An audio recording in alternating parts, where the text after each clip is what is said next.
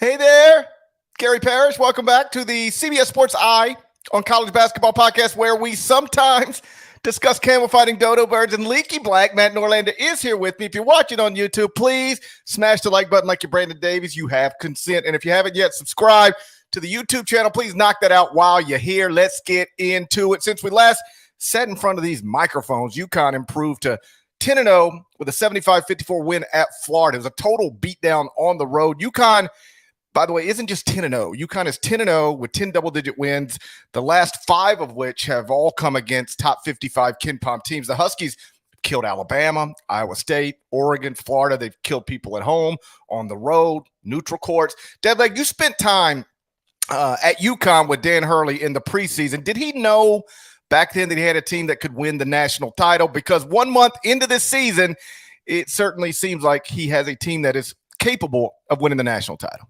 No, I'm not really telling secrets out of school there. Now, Hurley and I actually had a playful tete-a-tete, if you will, about UConn's ceiling this upcoming season. And,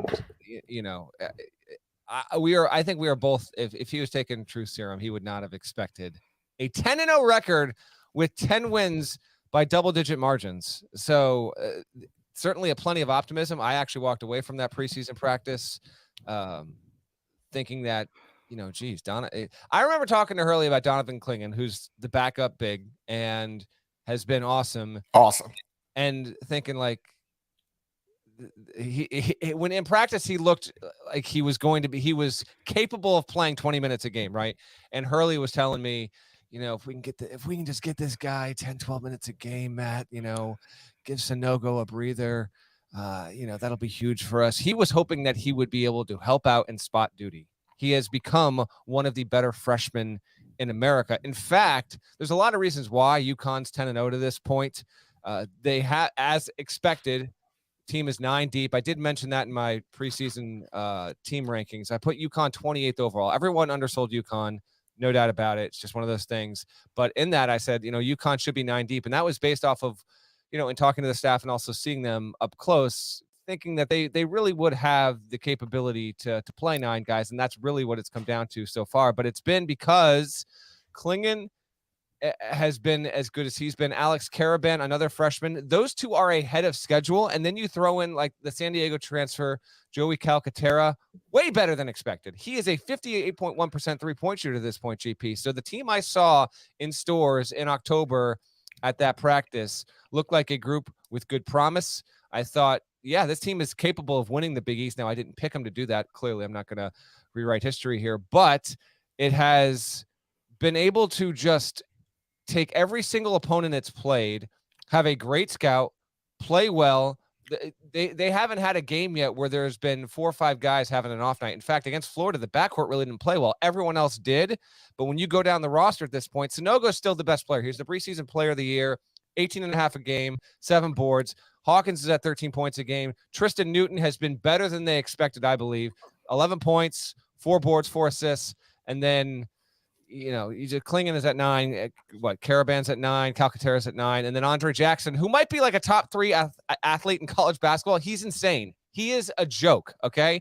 NBA athlete in college right now, yet his stat line is 5.4 points a game, 6 boards, 4.3 assists. Their whole team makeup, there's not another team like them in terms of the guys they have available, how Hurley runs out their lineups, and they're not even yet top 15 in any per game category. Not one. Does not rate top 15 nationally in any of the 20 or so categories listed at Sports Reference right now. Fascinating team. Your thoughts, and also where do you have them ranked? Let's refresh the listeners that are catching up on this. I have them number 2 in my power rankings, ever so narrowly behind Purdue. Where do you have these Huskies? I have them 4, but as I pointed out in a recent top 25 in 1 post, if you want to argue they should be higher than 4, like, I'm with you. I don't disagree. It's just that at this point, there are 4 teams, and I have them in this order. And I've had them in this order before UConn improved to 10-0 by just blasting Florida. There's 4 teams: Houston, Purdue, Virginia, UConn. They're all undefeated. They're all in possession of strong computer numbers. Purdue and Virginia and UConn obviously have better wins than Houston. And I think UConn and Purdue at this moment have better wins than Virginia. Purdue and UConn both have 3 quadrant 1 wins already. But like, if you just, first off, you could do this however you want to. I could have just woke up after the Florida game and said, UConn's the best team in the country. I'm moving them to number 1 and dropping Houston. But you start doing that, you're just going to run into some issues because you're going to end up flip-flopping nonstop. Because what happens if Houston just blast Alabama this weekend? And then people are saying, how could Houston not be number 1? And so I have decided, and I wrote this, I am keeping this order until somebody loses. Houston 1, Purdue 2, Virginia 3, UConn 4. I don't think there's much difference between these teams. I do know there's difference in the resumes so far, but that's early and that's scheduling stuff. Like, if Oregon were better, Houston would have this big win already that it doesn't yet possess. And so I've got UConn 4. If you want to put them 1, that's fine with me. I honestly think at this point, you should and could have Houston, Purdue, Virginia, UConn 1 through 4, and in any order. Literally any order is defendable. Defensible. Is it defendable or defensible? Defensible. Yeah. Defensible, yes. Yes. Agreed. And by the way, I appreciate you not rewriting history, but I'm going to rewrite history. Right. Listen, if you're gonna lean into that, that's fine. I'm gonna be the person of integrity on this podcast. I just can't do it. I can't do it. I'm not going to. I refuse to. I can do a lot of things. Integrity has never been my strongest trait. So I'm just going to rewrite history, if you don't mind, and proclaim that I always had UConn projected to win the Big East. And so now here we are again. It's December 9th. Guess who looks like a genius? It's GP. Genius GP again. Hey, everybody. It's Genius GP here. The voice really sells it. Dan Hurley, also a genius, because he said this is what he said in 2020. UConn fans all too familiar with this clip. Love it. But he was right. He was right. 7 seconds. Here we go. People better get us now. That's all. You better get us now, because it's coming. He was absolutely right about that. Dude, and can you just see? Like, I almost, I don't mean to be goofy, but I almost got chills listening to that because I can just envision it. They're playing they're playing for the national championship, and that's part of the pregame thing. As long as they stay great, that is going to be a part of literally every broadcast of a UConn men's basketball game. That's true. That's actually a good point. I have not been to a home UConn game yet. If that is not yet incorporated into the pregame hype video, has to be. UConn's not doing their job. Right. That needs to be. And by the way, that video comes from the season when UConn was they were okay. 19-12. It was the 2019-20 season. And that was in the midst of a 4-game losing streak. UConn was 10-9 after dropping an OT game against Tulsa. This is back when they were in the American. And I don't have the exact record since then. The COVID shortened following season, they got to the tournament, but they played 20 games in the regular season. I'm looking at it right now. Last season, obviously improvement. We're waiting to see about the tournament stuff. They haven't won a tournament game under Hurley, whatever. They're 10-0. They'd be a 1 seed right now. They've been awesome. They're the first Big East team. This is per ESPN stats and info. First Big East team to start 10-0 with 10 double-digit wins since 2009-10 Syracuse entered that tournament that year, 28-4 and a 1 seed. They've been terrific. And to your note about you're going to keep that order until someone loses a game, no qualms here whatsoever. There's a good chance that UConn could outlast everyone else. How about this? UConn is projected as a favorite currently in every remaining game between now and Selection Sunday, according to KenPom. It doesn't mean they'll win them all, obviously. They won't win them all. Yeah. But they will be. This is a fact. They are currently projected to be a favorite in every game between now and Selection Sunday, according to KenPom. Which is I also checked this. We're going to get to them in just a second. UMass Lowell is projected to win every game except one until Selection Sunday. Ooh, the Mississippi River Hawks. That's right. So, UConn's next 4: home against LIU, at Butler, home Georgetown, home versus Villanova. There's a good chance this team gets to 14-0, although Butler is 7-3, has Thad Matta, has not lost at home yet this season. So the Butler game on the road is not a gimme. But if you get that, you got to figure home versus Georgetown. home against Villanova, and then they'll play at Xavier on New Year's Eve. That'll be a pretty tasty tip, I would have to imagine there. But UConn's got a good shot at a 14-0 start. And if you want to claim that this is the best team in college basketball, you have a valid claim to that. To me, it is splitting hairs with them and Purdue to this point. I give Purdue the narrow margin because Purdue has the better player. And both of those teams, Purdue and UConn, they have some similar aspects in the sense that best players are big and they're getting real production from a sub 50 high school recruit in his freshman season. At Purdue, it's the freshman guards. At UConn, we've talked about him, Donovan Clingham, who has been like rock solid. Like he averaged 9.4 points, 6.6 rebounds. He was 55th in the class of 2022, according to KenPom. He's the only true freshman on the UConn roster. Carabin is I think redshirted the second semester last year after enrolling. So Clingan is the only true freshman on the roster, and he's given him real minutes. And like, he's one of those guys you turn on. I used to say this about Jaden Ivey last year. Like, even on TV, it just sort of pops. Like, man, he looks big for his position. He's bigger in person. I'm just telling you. Clingan looks big on TV. He's bigger in person, and the thing is, he's local. Bristol Central, right here in Connecticut. Like he's 25-minute drive from campus. There, they got a really good one with him. Yeah, no, he's been excellent. And one of the things Dan said, and by the way, it's not just that UConn pounded Florida on the road. Like, Colin Castleton could do nothing, and Sonogo and Clingan did everything. I mean, go look at Castleton's numbers and compare them to the UConn bigs, and it's like a no contest. And Castleton's like a preseason All-American candidate. Yeah. And he just could do nothing against these guys. And the quotes coming out of Florida were also interesting and I think telling. You and I have attended a million postgame press conferences, watched a million postgame press conferences. You don't usually hear things like this. Like Colin Castleton said, I was just reading the quotes, but he said, they just came in here and laid it to us. Like, they just laid it on us. And then Todd Golden said something along the lines of, hey, they've been doing that to everybody. Like you just don't hear. Usually coaches get smacked like that and they're like, hey, we got to get better. We weren't sharp. We've got to blah, blah, blah, blah, blah. And Todd was like, I don't want to take anything out of context, but among the things he said was clearly disappointed, but they have been doing what you just saw. They've been doing that to everybody.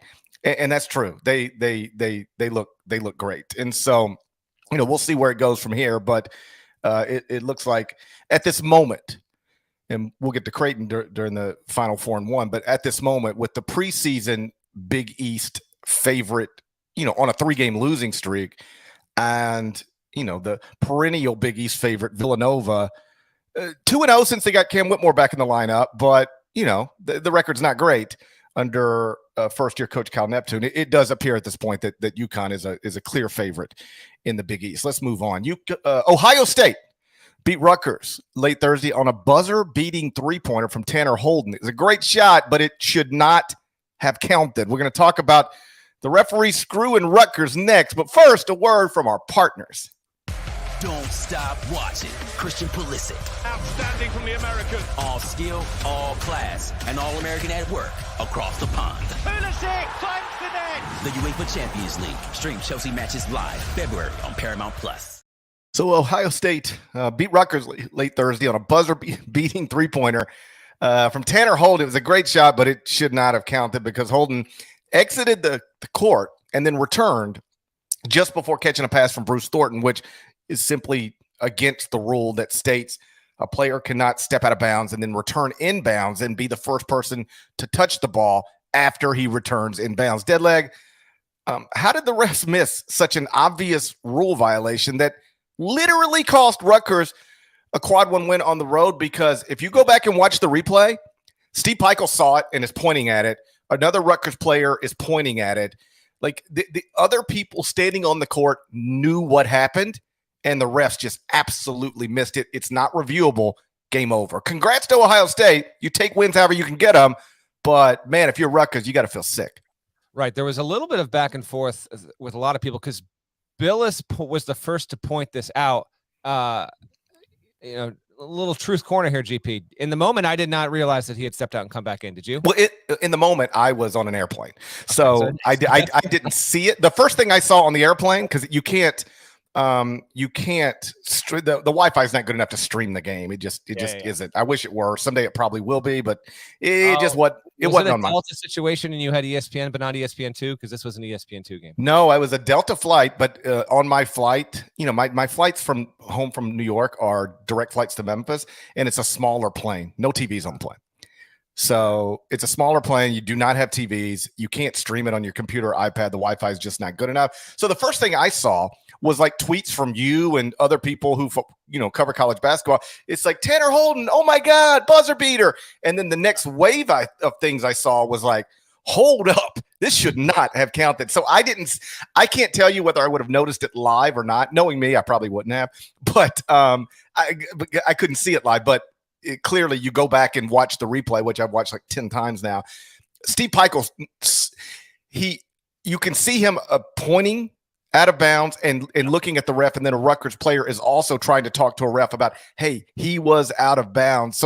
So people saw it in real time, even if I was, just on an airplane, following it on Twitter. The good crew, Roger Ayers, Kip Kissinger, Larry Scarrato did this game collectively as a group. They just missed the call, unfortunately. So it's not like pro football where if you run out of bounds, you under any circumstance, you can't be the first to touch it. Here is how the rules read. Rule 9, Section 3, Article 1. A player who steps out of bounds under the player's own volition and then becomes the first player to touch the ball after returning to the playing court has committed a violation. A violation has not been committed when a player who steps out of bounds as permitted by Rule 7, Article 4, Section 6B, does not receive the pass along the end line from a teammate. That doesn't apply to this one, obviously. We've seen that plenty of times before. And then Article 2 on this, after the throw-in is completed, the thrower must touch the court inbounds before touching the ball. The difference here is, so had Tanner Holden been nudged out by a defender or, again, gone out against his will, if his momentum had been carrying him out, you can be the first to touch the ball there. But if you use that space to your advantage, whether maliciously or, exceedingly with intent or not, you just simply can't be the first one to touch the ball. That's a rule that does make sense there. Some were actually saying, no, if you really look at this, the way that he was running up the floor, he was taken out by, his own momentum. I just don't agree with that. This was a missed call. It was a missed call. And then somebody else pointed this out. You also can't jump back in bounds and catch the ball, which is what he also did. So there's some thought that there's actually 2 rules violations here. He did 2 things you cannot do. Well, you have to establish both feet. That's right. But if you are nudged out of bounds because of a defender or because you're chasing your momentum takes you still are allowed. There is a level where this can be a call with interpretation, but here it's not there. This was a blown call, and it does cost Rutgers a quad 1 win. It was a better game than expected, to be honest. I didn't know what to anticipate from this one. Wound up watching the whole thing. I kind of thought maybe one team was going to kind of mosey to a somewhat boring kind of win. Wasn't the case whatsoever. Ohio State does get a good win. I'd say close to needed win. They won't play again until UNC in the CBS Sports Classic.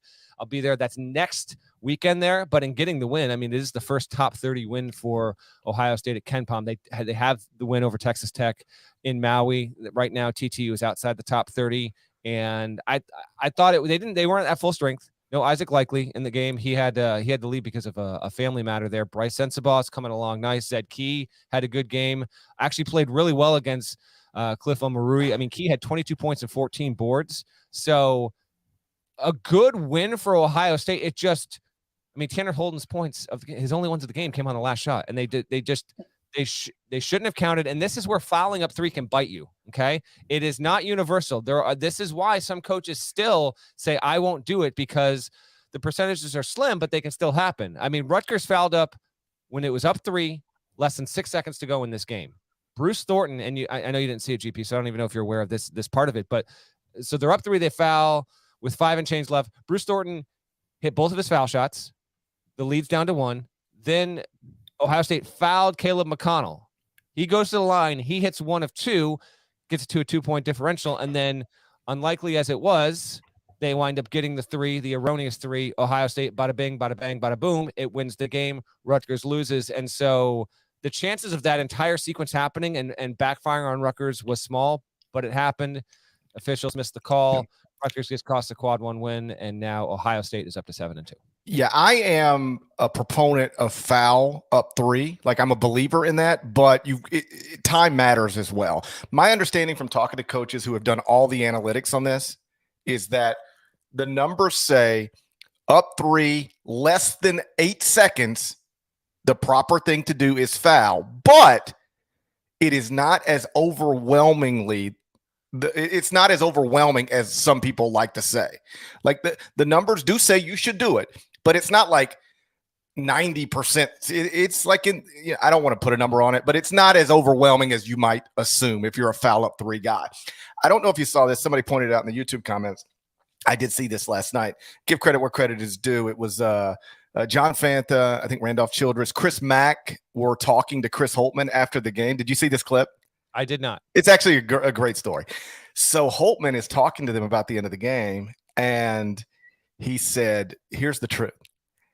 The only reason I put Tanner Holden in the game is because he's my best baseball thrower. I thought Caleb McConnell was going to make 2 free throws. We're going to be down 3. We're going to have to throw it the length of the court to try to get a buzzer beater. And Tanner Holden is simply my best player at throwing the ball the length of the court. The only reason he was in the game was to, theoretically throw an inbounds like a baseball player. And as it turns out, McConnell misses the free throw. Sensabaugh gets the rebound, gets it to Thornton really quickly. Thornton gets almost trapped just across half court. It looks like he's about to pull, and then he's in the air, and he's got a bigger player in front of him. And so that's when he finds Holden, just inbounds, but still in violation of the rules. And then Holden knocks down, obviously, the biggest shot of his career. But he wasn't even supposed to be taking a shot. The only reason he was in the game is to throw a pass. Well, okay, so a couple things on that. One, even more so, dude thought he was not going to be shooting the ball, period. So that's why he's out of bounds. 2, I know there are going to be some Rutgers fans who have been listening to this segment for the past, 6-7 minutes. They're like, why aren't they even mentioning this yet? The baseline angle actually catches Thornton's foot on the line. He was even out of bounds as he was making the pass. There were multiple gaffes here with this. And so someone in the chat also mentioned, why can't they review this? There was no I am with you on this. I have talked to officials. I talked to the former NCAA director of officiating, who's now retired from his post there, JD Collins, about this, about if you have a game-ending play, no matter what, why should it not be reviewable? They don't want to add first of all, we agree there are too many reviews at the end of games. We agree on this. Okay. And sometimes the reviews take too long.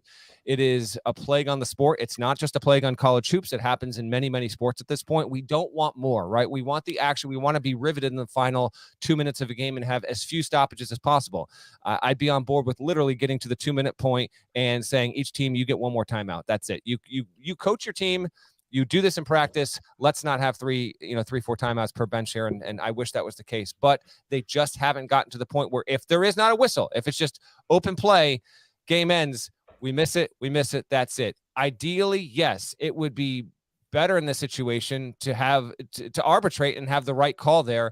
It's just not a reviewable play because there was not an infraction that was caught by a whistle, and so the rule book does not allow for it. I would like it to be allowed for it on the final play of a game if something is determined, but I think that, to use a trite phrase, I think that officials are and the officiating bodies and the people on these rules committees that overlook this, they don't want to open any kind of Pandora's box where this becomes an even bigger deal. It's just a Thursday night game in December between, an unranked team and the 25th ranked team. So it gets run here, and deservedly so, on a college basketball podcast. In the big picture, they see it as probably a problem, but they don't see it as a huge issue. If the same exact thing happens in an NCAA tournament game, that's where you prompt real discussion in an offseason, see if there's a change. I don't know if they ever will change it. There have been plenty of instances over the years where something has happened on a final play and it hasn't been reviewable and it's cost the team a game. It will happen again. But as it stands right now, that is not a reviewable play. I would argue it should be, but I understand the counter argument that, listen, when are we going to stop this? How many end of game reviews, how many more stoppages do you want? I hear that, but in this specific case, you're literally talking about the final shot of the game that would either have won it or lost it, depending on the outcome of the play and what or wasn't called. I wish something like that was in play. Well, one argument would be, listen, you guys watch 1,000 games and you don't see that happen. So it's so rare that when it does happen, you talk about it on a podcast and you tweet about it. But are we really going to start adding things to the book that happen almost never? I'll listen to that. On the other hand, let me ask you this. If instead of Tanner Holden shooting that ball from where he shot it, he shot it from right on the 3-point line, and there's a toe on the line, would they have gone back? Would they have looked at that? Yes, they would have. There you go. So we'll look at it to see where his foot is as it pertains to the 3-point line, but we won't look at it to see if he was actually stepping out of bounds. That seems like, if I were a Rutgers fan, I'd be furious.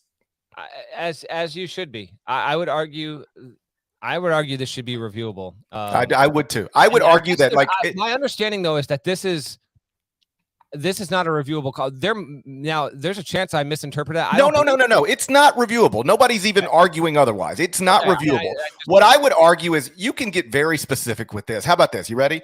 In the final 30 seconds of a game, if there is some question about whether somebody stepped out of bounds or not, we'll go look at it. I mean, problem solved.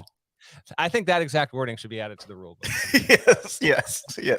Word it exactly like that. Let's move on. Before we get to the final 4-1, we obviously have to highlight the fact that UMass Lowell improved to 10-1 on Thursday with an 85-80 win at UMass. Now, regular Eye on College Basketball podcast listeners probably know that I randomly one time made up a story on this podcast about Elvis Presley briefly attending UMass Lowell after graduating from Humes High School in Memphis. As the story goes, that I completely made up. Elvis graduates from Humes High in May 1953. In August of that same year, enrolls at UMass Lowell, drops out after one semester, comes back to Memphis, eventually records That's All Right at Sun Records just on the outskirts of downtown Memphis. That's July 1954. And the rest, as they say, is history. Fast forward nearly 70 years. And 69 years. Nice. 69. Elvis's alma mater is now, according to the computers, the best team in the American East Conference. The Mississippi Riverhawks are now 10-1. By the way, I've changed their name. They're now the Mississippi Riverhawks. The Mississippi Riverhawks are 10-1, ranked 113th at KenPom, 41 spots better than anybody else in the America East. Dead leg are the UMass Lowell Mississippi Riverhawks going to make the king proud and play in the Division I men's basketball tournament for the first time ever this season.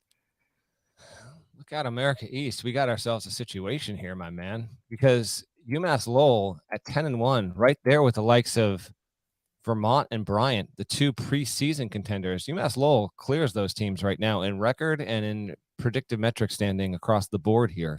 So we got ourselves a nice little small conference race developing, my man. This will be I don't know. I don't know what I was doing. I should have been at this game. It's not Amherst is manageable drive. If UMass Lowell makes the NCAA tournament, am I obligated to go dressed as Elvis Presley? Yeah, but you're usually in studio. So is that what? No, but we can dream. We can dream, dead leg. Well, I'd love to see it. I certainly would love to see it there. And then the cameras, the big game would be, let's be honest, game probably be on, probably wouldn't be on CBS, but let's, for the sake of the conversation, the game's on CBS, and then they go, if there's an Elvis in the crowd at any basketball game, at some point you're getting television time. Right. And then people realize, holy crap, the Elvis impersonator is actually the guy from that podcast that tells the story about Elvis going to UMass Lowell. It'd be a nice little thing. It would be. UMass didn't have Noah Fernandez as leading scorer, but details. And UMass it's another example of this. The A10, man. Jeez. Just, cannot get out of his own way. I don't really know. Might be league A10 didn't perform like this when I was the master of ceremonies pre-pandemic. They did it to themselves, and that's what really hurts. Ayinde Hakeem had 23 points. Everett Hammond, shouts to you as well, 20 points. And then Matt Cross had 19 in this game.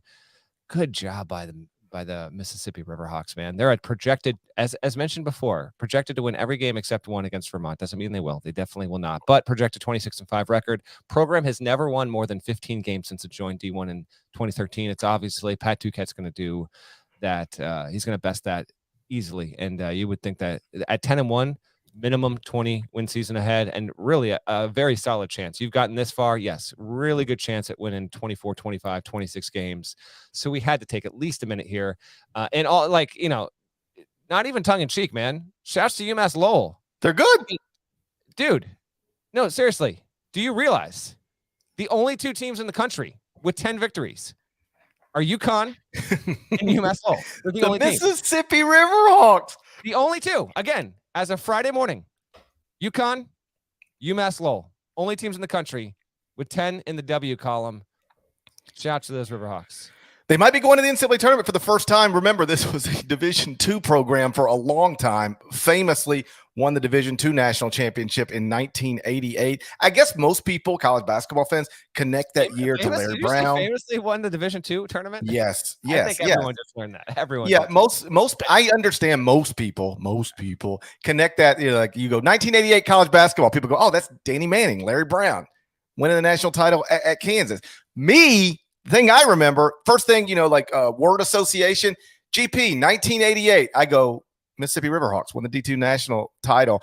Leo J, was just tremendous that season. I mean, he established himself as like arguably the greatest front court player in Mississippi Riverhawks history.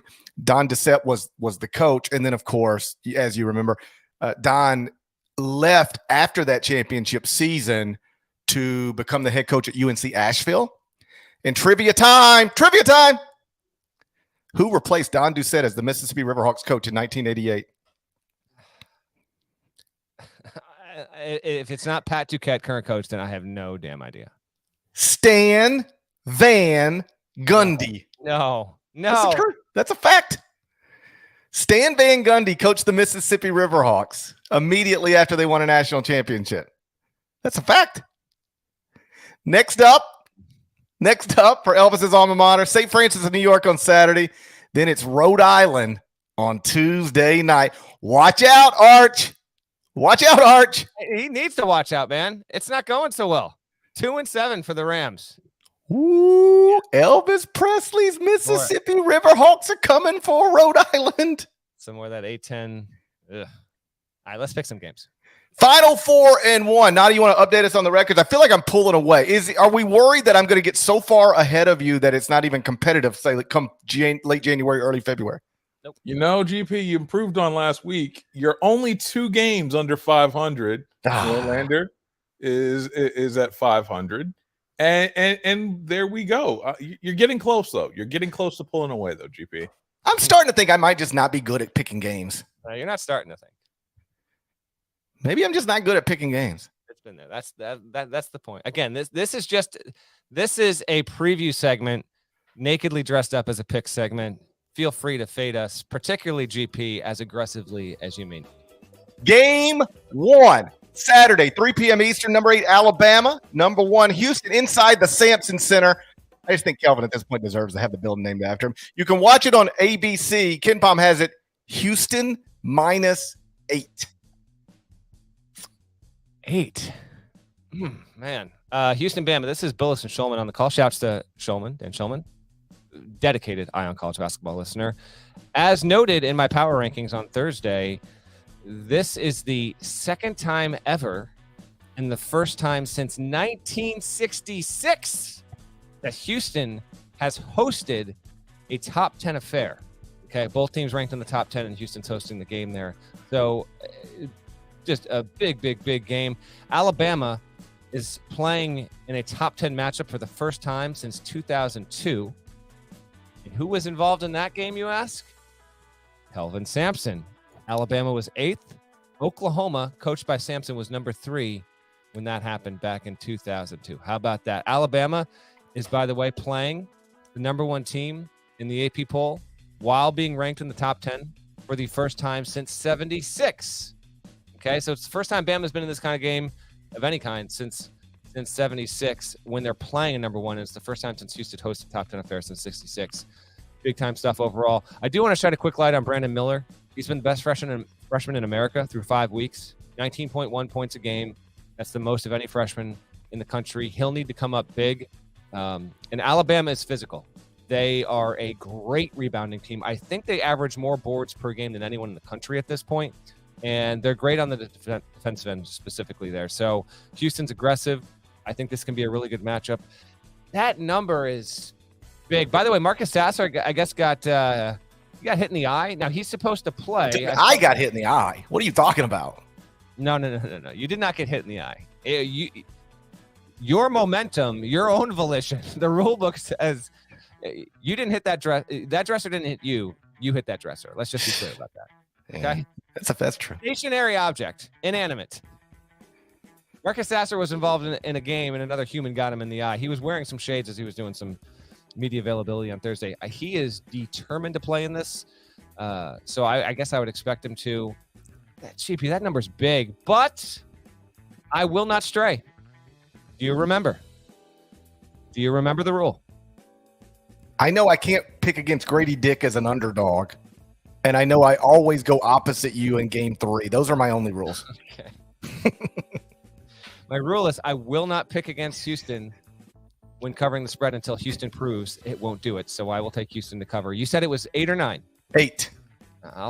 I'm uncomfortable, but I'm doing it. Give me the Cougars. Brandon Miller is for people who haven't seen him, 6'9" freshman who is shooting 46.6% from 3 on 7.3 attempts per game. Boy, you want to figure out how to make a lot of money? That's a great way to do it. He's a high volume 47% three-point shooter so far this season. This is going to be Houston's first game against a top 20 KenPom team.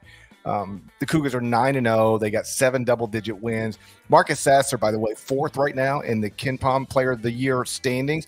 The top 5, Zach Edey, Purdue, Jalen Wilson, Kansas, Drew Timme, Gonzaga, Marcus Sasser, Houston, and Adama Sanogo at UConn. Rocket in the YouTube comments is saying that I should take Alabama plus the points. And I figure at this point, at some point you got to look in the mirror and be honest with yourself. I'm going to trust that Rocket's better at picking games than I am. So Alabama plus 8. That's the play. Game 2, Saturday, 5:15 p.m. Eastern. Number 6 Kansas at Missouri inside Kimmy English Arena. You can watch it on ESPN. KenPom has it. Kansas -3. That's a little number. It's a little number. 146 meeting between these programs. Kansas leads the all-time series 95-32, almost tripling up Mizzou, but whatever. That sounds like a lot of stuff that happened pre-Dennis Gates. It is great to have this series back. This basketball series dates back to 1907. In hoops, even further back on the football field. This is part of a 6-year series renewal. Let's hope it's just renewed indefinitely after the 6-year run is done and these schools can seek to play each other pretty much every year. And yeah, this was not a close game a year ago. Kansas destroyed them. I'm looking it up right now. I was looking at it last night. It was an absolute runaway. What was the final score was? Where was this game? Hold on. It was, wait. Did they even play this game a year ago? Yeah, they did. Okay, I was like, they did. They did. I was like, this can't be happening right now. What is reality? 102-65. 102-65. Oh, that also sounds like something that happened pre-Dennis Gates. Correct. Right now, Kansas is 8-1. Missouri sitting at 9-0. How about this? This winning thing ain't working out so well for Mizzou and KenPom because it started the season 40th. It's done nothing but win 9 games. It's now 50th in KenPom. 9-0. Now I will say this: it's projected to lose. If it wins, it will definitely take a jump, and it will jump. It'll jump at least 7 or 8 spots if it manages to beat Kansas in this game. I would have to think. And yeah, man, just real fun, tasty matchup. I like that this is Kansas walking in and having to go and play at Kim English Arena. Gates has done well so far against a schedule that's been absolutely atrocious. The only game of any real challenge was a road win in overtime against a mediocre Wichita State team. Now you got KU coming in. I got to take Kansas. It's almost the exact opposite as the Houston principle for me. Like I will pick Mizzou to cover a spread once I've seen it can be competitive and cover a spread against a really good team. So go ahead and give me Kansas to win this game. And let's do a little Grady Dick over under. All right, over under on Dick. I will say, I don't know what his average is. I'll just say Grady Dick, 17.5 points. Over under. I'll go under. That's a big number. I'm going to go over on Dick. Yeah. Like you said, Missouri's 9-0. Best wins Wichita State. So there's nothing to the schedule, but look around the country. There's a lot of first-year coaches losing a lot of games. So far, Dennis Gates hadn't lost even one. He totally remade the roster in the transfer portal. Did you realize 7 of Missouri's top 8 scorers right now are Division I transfers who were at other schools last season? Kobe Brown is the only meaningful dude on the team that was on last year's team. And the Tigers are 9-0, 50th at KenPom, top 15 in adjusted offensive efficiency. That's another reason why Louisville fans should be like going crazy. Missouri is 9-0 with a new coach who killed it in the portal. Louisville is over. Dennis Gates killed it in the portal at Jack Pirtle's Chicken. I don't know if you know about Jack Pirtle's Chicken. That's a real place. The way you said Pirtle just hit me right. Missouri is 9. Let me tell you a secret. Here's a secret. If you ever are watching television, like a Sports Center or anything, and you see a host pronounce Pirtle, do you know what they did? They just read it incorrectly. I'd say 99% of the time you see a host on TV mispronounce a word like that, it is because they're just reading a prompter. No, it's because they've got a portrait of Jakob Pirtle right behind the camera, and they get. It's also because they're daydreaming about Jakob Pirtle. No, if you ever notice somebody mispronounce a word like I just did, it's because they're reading the word and they just read it incorrectly, exactly like what I just did. Missouri 9-0 with a new coach who killed the portal, and Louisville is 0-8 with a new coach who didn't. I'm going to take Kansas minus the 3. I feel silly picking against Kansas at this point. So Jayhawks. Competitive game, but Jayhawks cover that number. Game 3, Saturday, 7:30 p.m. Eastern. Number 10 Arizona versus number 14 Indiana inside the Ben Sanderson Grand Garden Arena. You can watch it on Fox. KenPom has it Indiana -1. Yeah, this is the first Fox primetime college hoops game. They're going to be doing like 7 or 8 of these this season. It's going to make Saturday nights even better from a viewing perspective. This will be Gus and Raph on the call too. By the way, first time Arizona and Indiana have ever met. Meeting 1. How about that? Somewhat surprising there. 2 of the 10 to 15 best programs in history, and they've never played before until Saturday. Arizona leads the nation in field goal percentage, 55.2%. Effective field goal percentage, 59.9%. And 2-point field goal percentage, 64.5%. They're also playing super fast. And did you know Umar Ballo, Azulis Tabelis combining to average 39 and 17? They're the only duo in the sport averaging at least 39 points and combining for 17 rebounds there. I like the bigs. I like the fact they've got 2 really good bigs to help offset Trace Jackson Davis. Different styles, fascinating game. I'm not gonna predict it. I'm just gonna say if Arizona wins this by like 17, I won't be stunned. I'm gonna take Zona to cover this number. I hope it's a competitive game. It's super intriguing. Ballo has been awesome. He is actually shooting better than anyone in the field in the sport right now, 76.9%. Obviously, he's a traditional big, plays near the rim, and that's been a big part of it. But his continued development has been great. And I don't know, this one to me, Indiana's internet is going to be 9G if the Hoosiers win this game by 17 points. But to me, it feels like this one just feels like to me, Arizona shows out well and gets a commanding win. And that's how I'm calling it, which means this is game 3. You have no choice. I have to go opposite you. That means I have to go Indiana minus the 1. And that's fine because I wouldn't want my friends in Indiana to, spend the weekend without the internet. So I'll play Indiana minus the 1. Game 4, Saturday, 10 p.m. Eastern. Number 21 Creighton versus BYU inside Sarah Arena.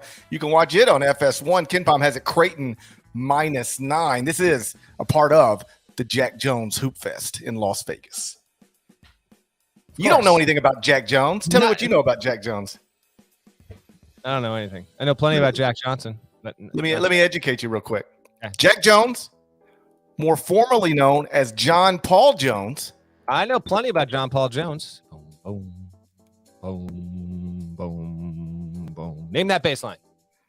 Been dazed and confused. Is that right? Yeah, but your pitch might have just been a little bit off. But yeah. Well, that's the best I can sing.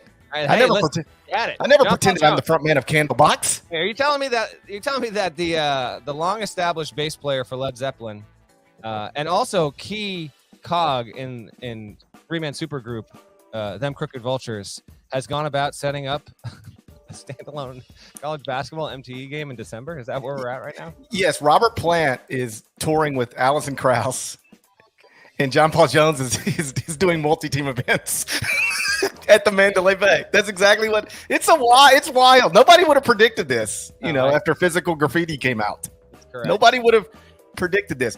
Jack Jones, Hoop Fest. Jack Jones, more formally known as John Paul Jones, is a proud Memphian who attended law school at Virginia. John Paul Jones Arena is named after him. His son is a multi-billionaire hedge fund manager, philanthropist, Paul Tudor Jones.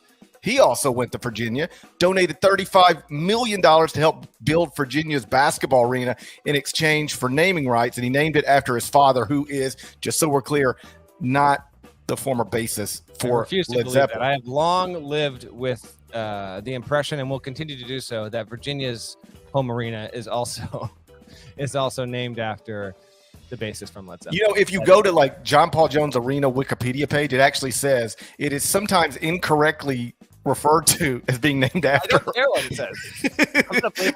That's a part of the Wikipedia page. This is not named after the bass player from Led Zeppelin. So there's a strong connection between Memphis and Virginia. And if you're trying to figure out how all of this leads to Creighton headlining this event, among the people involved in the Jack Jones Hoop Fest, Memphian Ernie Kuiper. Ernie, of course, has run a prominent grassroots program for years. He's the cousin, former NBA star turned agent Mike Miller, whose son, Mason Miller, plays for Creighton. So connect all those dots, Deadleg. I feel like I need the X-Files theme music right now because it's all one big conspiracy. It's all connected. You just got to see it. I need the Charlie Day gif in front of the board. Just classic stuff. Shouts to Sam Facini. Creighton last dropped 4 games in a row in February 2019. If it loses this one, it will be a 4th straight loss. BYU though, 5-5. Cougs don't look to have it this season, man. They have been reliably a 20-win plus program basically annually every year, except the last time that didn't happen, which was 04-05, 9-21 in the last year under Steve Cleveland. Steve Cleveland certainly sounds like, I don't know, a mob boss from the 1930s. But regardless, we can move this along. I'm going to take Creighton. They got to show up and play well here, and I'll take them to cover. Creighton hasn't won a game since the Maui semifinals on November 22nd. They haven't won a game in 17 days, more than 2 weeks. 3 straight losses: Arizona, Texas, Nebraska. They shot 10 of 40 from 3 against Nebraska, 4 of 27 from 3 against Texas. So Creighton is 14 of 67 from 3 past 2 games, both of which were losses. That's 20.9%. How do you think Doug McDermott feels watching his alma mater shoot like this? Disgusted. What about Ethan Raggy? I mean, come on, man. How do you think Grant Gibbs feels? It's foggy, but yes. Just here to. I'm rewriting history, Deadleg. Yeah, We've established this. Grant Gibbs probably rolling over in his grave. Grant Gibbs, man. Grant Gibbs, just a vintage college baller. Probably rolling over in his grave watching this. All right, we both taking Creighton? Yeah, I got to. BYU is like just 5-5 after losing 4 of its past 6 games. Plus, its whole team is at risk of being suspended by Saturday night. You never know. It'll get tricky. It could get tricky for BYU in Las Vegas. We've talked about it before, so absolutely, I'm taking Creighton. I'm laying the points. Okay, games to know before we get to the and one. Friday, there's only one. Maybe we'll see. 4-4 Washington at 6-3 Gonzaga. 9 Eastern. You already know it's en route. Saturday, I got a trivia time, but it's your call. We're trying to get you out of here quick. You want this? Yeah, trivia let's speed it up. Okay, no trivia time. If I miss this flight, my whole day is ruined. That's true. That's not an exaggeration. Saturday, there's games to be aware of. 8-1 Arkansas versus 7-2 Oklahoma and Tulsa. 1 Eastern, ESPN2. That's a Southwest Conference throwback game, by the way. Good matchup there.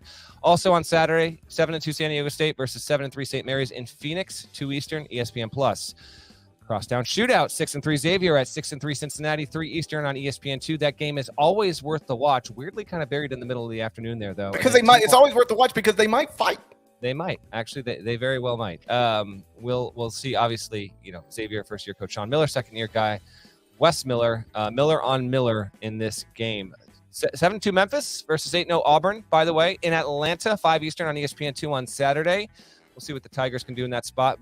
By that, I mean both of them, literally. Auburn, they got to kind of get a win of note here. And then Memphis has obviously been intriguing. We'll see what the Tigers do. And then last one on Saturday, hey, Huggins and Andy Kennedy. I like this. 7-1 UAB at 7-2 West Virginia, 6 Eastern on ESPN+. If you have ESPN+ access and you're going to be around on 6 Eastern on Saturday, just tune in. UAB was projected to be one of the better mid-majors in the country in the preseason. It has certainly lived up to that billing, and it can definitely go in and steal that game in West Virginia. And then on Sunday, Oklahoma State is against Virginia Tech on 2 Eastern, ESPN2. That's in Brooklyn. Wisconsin plays at Iowa, 6:30 Eastern Sunday night on Big Ten Network. For Aaron McCaffrey just got his 500th win on Thursday night. Iowa was out early, kept it boring for 2 hours against Iowa State in the Cyhawk, or as it's referred to, I think by college football fanatics, as El Asico in that game. Iowa did not have Chris Murray in that. He's going through a leg issue. No, it didn't matter. They won easily going away. Good response by the Hawkeyes after they could not keep it all that interesting against Duke, obviously, Tuesday night in MSG, and now they got to turn around and face Wisconsin again, 6:30 Eastern on Big Ten Network. The final game of the Final Four and one, Tennessee versus Maryland on Brooke Lopez Court, Saturday, 4:30 Eastern. Sunday, 4:30 Eastern on FS1. Ken Pom has the line, Tennessee -5. Why Brooke Lopez Court, you ask? Well, when the New Jersey Nets became the Brooklyn Nets, Brooke Lopez was the guy to lead that team in scoring the first season it played at Barclays Center. 19.2 points per game. GP, who you got? Tennessee fans have been on me. They think I've got the Vols too low. They never mention a neutral court double-digit loss to Colorado. They just think I've got them too low. So among my rules is that if your fan base irritates me, not always, but just in recent days, then I go the other way. I'm taking the 5 points with my Maryland Terrapins. Ooh, I did not anticipate that from you. By the way, Tennessee, I got the Vols. Vols fans, come find me. I got you 5 in the power rankings here, and 5 is too many in this. So I thought we were gonna differ on this. I'm also gonna take. I'm gonna take the Terps to keep it close. I'll take Tennessee to win this game, but I don't know. This feels like a good one down there at Barclays Center on Sunday. There, timing is Sunday at 4:30 Eastern. I'd love to get down. If you want to make sure nobody's at a basketball game, put it on a Sunday afternoon in December at the Barclays Center. You know what? Terps fans are gonna get out for this. I gotta figure our guy Adi Joseph, Maryland grad, he's gonna be in the building for this. Gotta be. He's definitely going. He's a Queens resident. He's making the trip. I would think he should take the whole family. Well, he just have a young second child. I don't know if he wants to. Show his young son Maryland basketball just yet. But then again, 8-1. And I think after losing a close, but what was apparently an ugly game, I didn't see it. I was at the Garden on Tuesday night, the 5-point loss at Wisconsin. I think Willard's guys will respond well. Santiago Vescovi dealing with a shoulder strain. All indications are he is going to play in this game for Tennessee, which is why I'm going to take the Vols to win because he is expected to play there. Tennessee, by the way, has the number 1 ranked per possession defense at Ken Pom, but we both think Maryland will cover that +5 number. So that's the Final 4 and 1. Feels like a 5-0 weekend for me. We'll see how it goes. Shouts to Devin Downey. Shouts to Chester, South Carolina. Shouts to Larnell. Shouts to Huck. Been dazed and confused. If you're not subscribed, please go subscribe to the podcast anywhere you subscribe to podcasts, including Apple and Spotify. 5 stars, nice review. There's more of us than there are of them. We will talk to you again real soon. Enjoy your weekend. Bye-bye.